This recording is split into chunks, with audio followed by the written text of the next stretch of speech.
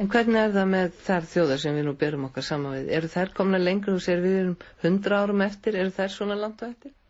Nei, þær eru, held ég, allar komnar lengri en við.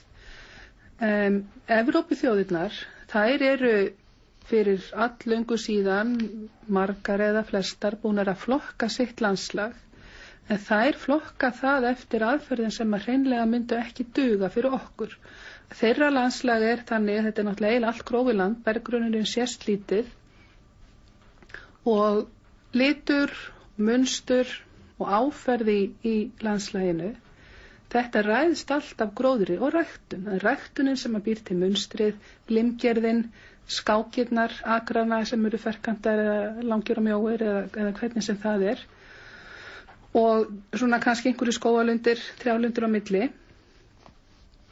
Þannig að þessi evrópsku landslagsflokkunarkort til dæmis eru í raun og veru bara gróður- og landnýtingarkort. En það eru nú eins og til dæmis Noregur og það til allavega svona óbyggð svæði þó þau séu færri. Já, Noregur hefur unnið flokkun fyrir sitt landslag, Finnland hefur gert það líka.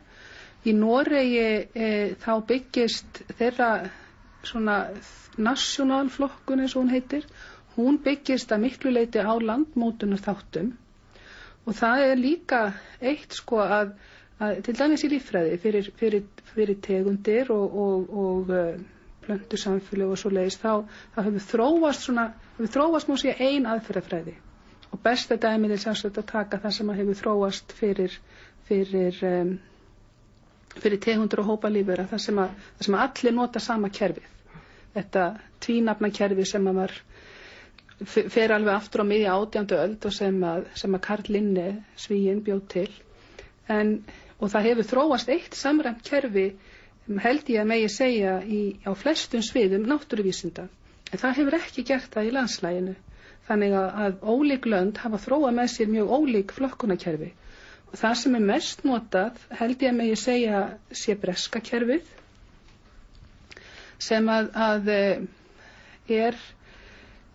tekur í raun og veru bæði á þessum sjónrænu þáttum. Það kerfi sem byggir að miklu leyti á sjónrænu þáttum, tekur á til dæmis línum, formum, mynstri og áferð í landinu, en það tekur líka með svona hughrif, eins og hvort að landslagið sé aðlaðandi eða ekki, hvort að búi yfir einhverju meintri dulúð.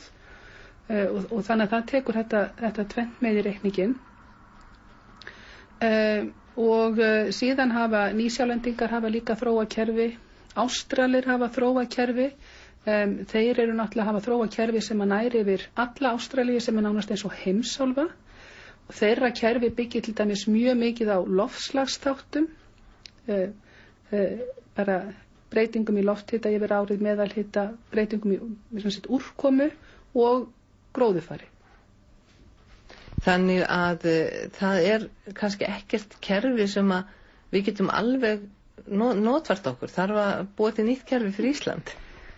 Í þessu tilfelli þá held ég að svarið sé nánast já. Og það það sem að við höfum verið að gera, verkefni sem að Þorvarður Árnason á Háskólasetrinu á Hornafirði stýrir og við erum núna eiginlega bara alveg á síðustu metrunum, flokkurinn tilbúinn og það nokkrar ástæður fyrir því. Í fyrsta lagi þá getum við náttúrulega augljóslega ekki nota þessi evrópsku kerfi vegna þess að okkar landnýting eða landbúnaður er ekki þannig að það sé nokkurt vit í því að flokka landsland eftir sjónrænu forsendum út frá því.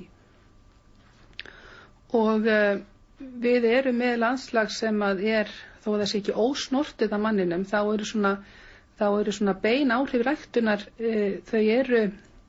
áhrif mannsins eru kannski víðast hvar fyrir hendi, en við erum með landbúnað sem að byggist að mestu leyti á tiltölulega lágu ræktunarstigi, við erum ekki með svona intensífa akuryrkju til dæmis, og við erum með land sem að hefur að stóru hluta til slitrótta eða jafnvel ekki samfellda gróðurhullu og þannig að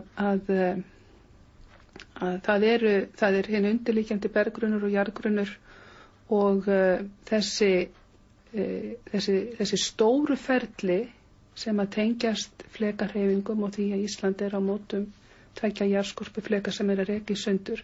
Það þetta sem að móta svo mikið Íslands landslag og gerir það til dæmis áreiðanlega verkum að landslagsheildir á Íslandi, þær eru stærri heldur en þær eru í flestum öðrum löndum.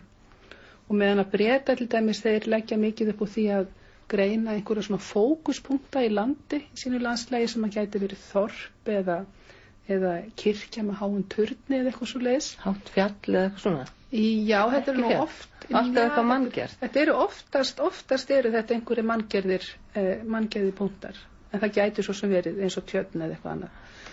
En þá eru þetta yfirleitt svona einhverja miklu stærri einingar sem að væri svona samsvarandi fókuspunktar hjá okkur. Þakka þér kærlega fyrir þetta, Þóra Ellen Þórhallsdóttir.